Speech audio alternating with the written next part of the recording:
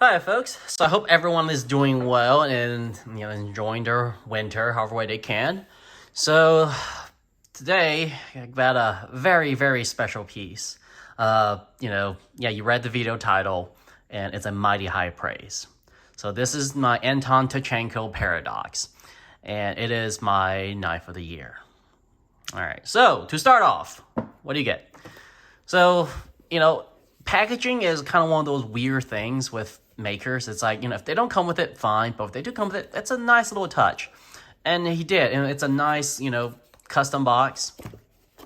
Inside is a COA, M390 hammerut finish, titanium handle, with ball bearing pivot, Paradox lock. And mine's number 9. So it's a very early in the run. And this was made in March this year. And I was really hoping for this to come in before Blade, but it got held up in the postal service until like after Blade show, so I couldn't take it to Atlanta with me.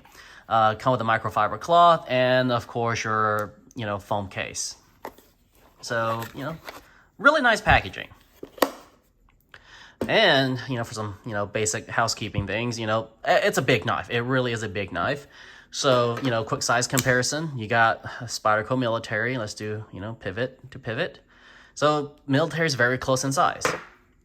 The Benchmade 710, also very close in size. And then it's, I guess, Russian brother or cousin, neighbor. The Shirogorov Hati. If I have the F111, it'd probably be closer to size since this is a 3.75 inch blade and this is like, I think 4.1 inch. Something along that line, 4 inch. So something about the Russians loving their big knives. So yeah, there it is, big knife. So this knife, my knife of the year, why? Well, to start off, I think what drew me to this knife is the innovation of it, which usually for most part, it starts with a lock. Because unique lock mechanisms, it seems kind of underappreciated because we see frame locks, liner locks, and on occasion, different, now access lock patent has expired. We get access locks everywhere now. So, and, of course, the traditional, Spyderco back locks. So it's kind of done to death on a lot of these different locks. And to see a new lock on the market, it's very refreshing. It's why I get so excited over my Hawk lock and stuff, because it's just so different. So this one is actually, it's pretty much a modified back lock, from what I understand. So this works so this entire back spacer is actually the back spring. So I love this part of it because you're combining two parts, what would be two parts into one, and that is so clever. And on this actuating piece where the notch is filed in is actually a set of tooth with notches, and then that cams, I think that's the right word, onto this locking tooth that what's actually keeping the blade closed and keeps the blade locked. So by pushing back on the actuator, you lift the lock and the blade just drops. Yes, it is very free swinging. And I absolutely love this aspect because you get this nice free dropping action. I mean, yeah, this is fidgety as fidgety gets. And yes, a medium middle finger flicks awesome. And because it's on ball bearing pivots, it's extra smooth. You can't get this in the regular carbon fiber if you want it lighter. And I think those are only available in washers. Anton recommended I get bearing just to get that drop, which is super cool. He did show one of his Instagram videos of him just assembling half of it and just kind of showing how smooth the lock is. And yeah, I was just like, that is super cool. At that point, I was sold. I was so sold on it. I reached out to him a while back wanting a 3.5 inch version of it. He was gonna, do some work with it, but that kind of never came around. And then I had a gut feeling that I should go ahead and get my order in. It doesn't matter. Waiting for that 3.5 inch, I might never get a knife, which was definitely the right call. So being able to have this in hand, I'm just like, yeah, this is amazing. I absolutely love this knife. All right, so, following the lock is really just the design of this knife. It's really quite unique. It's not like anything you really, see around. going through the back spring and the backspacer are the same piece. Look at how this pocket clip is sculpted. This is, to me, another highlight of the piece. Because for a lot of makers, pocket clip seems like such an afterthought. For Anton, not so much. Like, look at how this, clip just kind of blends, the line into the scale. And it kind of, flows down. It carries wonderfully. It feels amazing in hand because you don't feel the pocket clip. You don't notice it. Usually when you kind of swap your left and right hand, it's a noticeable difference in ergo. This one, not so much. It is very comfortable. Even, when you're trying to white knuckle it, do some, really strong power cutting, it handles wonderfully. The only thing you really feel is just this inner channel for the blade to go in, which is completely unavoidable for folding knives.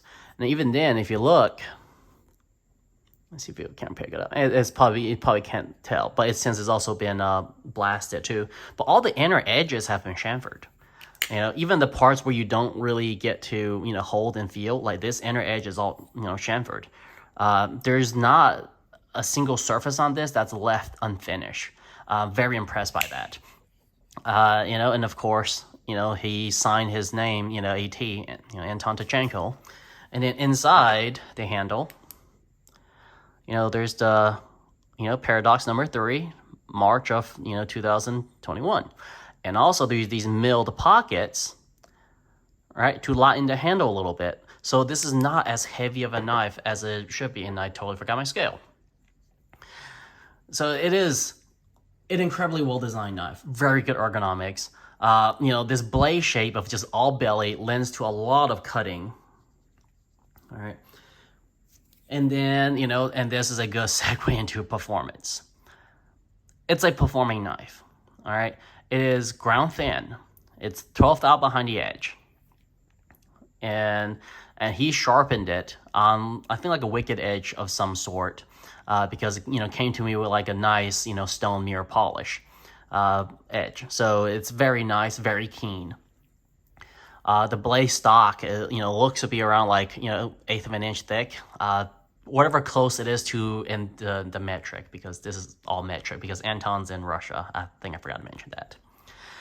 So it's a performer, and the blade steel is M390 Rockwell at like 61, 62, which is where M390 needs to be, and this thing performs.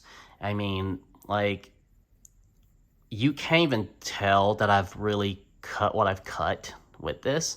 I'm impressed by how well the finish has held up. I don't know what it is. Granted, I haven't really broke down miles upon miles of carbon with it. I was doing a lot of wood cutting and package opening and stuff too. But even then, just kind of going through the tree bars where there might be dirt and gunk and stuff that's on there, surprisingly, they didn't quite scratch the blade. So I'm quite pleased by how well it has held up. And and it's just, he does a very, very nice finish. It's almost one thing to be able to have a cool design, but it's a whole nother to have it being well executed. And this is an amazing, I will argue, pretty much like a perfect hybrid of finish. Perfect hybrid of form and function. Like, it doesn't compromise either. And that's what I really love about it. And really the only thing I would change on this is I regret not paying the extra for the vents, because the vents look so good on them. But at the time, I was actually supposed to get a damage steel blade, but he ran out and he couldn't get any more at the time. So I just settled for a M390 blade, which is, settled. I mean, not a big deal. I mean, I still love how clean this looks. I mean, it is still an amazing knife. I will absolutely love to have a second or third or fourth or fifth. I would love to have more of these. Like, just so I don't feel bad about if I do wear this one out, which I really doubt I will. There's no side to side play whatsoever, even with a lock disengage. I mean, it is so smooth. Like, look at that. It is so incredibly smooth. He makes his own bearing cage with it, and what does he do? He showed me one time. What he does, he work hard the race in there too, so so it's gonna be staying consistent instead of being work hardened from the actual wear and tear of the opening and closing. He work hardened them. So that's a very nice touch he added on there, which also really has paid off. I mean, he makes his own hardwares, which also is another really cool touch. So notice how clean this side is, but your screws are on the back side. So it keeps a nice and clean profile. And another nice attention to detail. I love how, again, the backspacer. I freaking love that backspacer. I've only seen this on a few times. One of the ones in my cultural text farm too, is on the end of this backspacer, he added this little notch so he can really fit in as much of that blade into this handle as he could. Because I personally don't like a lot of empty space for handles and knives. I really want Maker to pack as much blade into a handle as you can, because with a folding knife, you're already kind of starting off a little short because you're always going to have more handle than you have blade.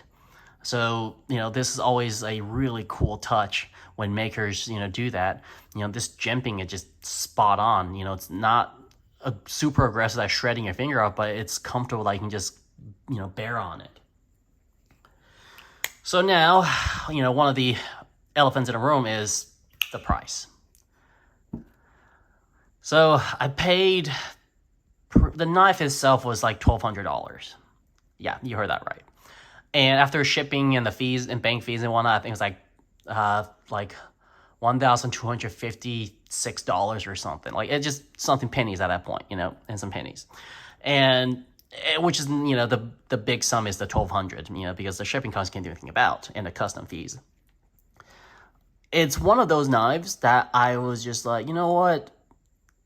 $1,200 is more than fair for this, because the finish quality is definitely up there, and the uniqueness of the innovation, the design that goes into this, and all this being handmade pretty much. There's no real smart machine going in. He uses manual mills